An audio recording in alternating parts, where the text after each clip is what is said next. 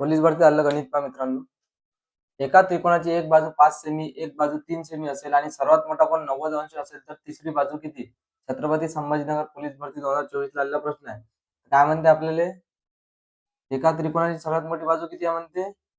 मोठा कोन किती आहे? 90 अंशाचा. म्हणजे हा कोणता काटकोन त्रिकोण असणार आहे. एक बाजू किती म्हणते? 5 सेंटीमीटर आणि एक किती म्हणते? 3. तर आपल्याला दुसरी बाजू इथं काढायची आहे. म्हणजे हा काटकोन त्रिकोण म्हणजेच आपल्याला पायथागोरसच्या प्रमेयानुसार सोडवायचा आहे. तर इथे एसी आपल्याला किती दिले मित्र? इथं 5. 5चा वर्ग आणि इथे एबीचा वर्ग काढायचा आहे. काय आहे आपल्याला? 3.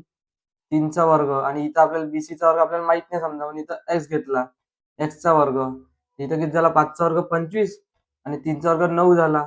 तर 9 इथं बरोबर चेंज इकडे तर किती ते वजा होते. तर बरोबर किती आला इथं? एक्सचा वर्ग. 25 मधून 9 गेले किती राहिले मित्रांनो? 16.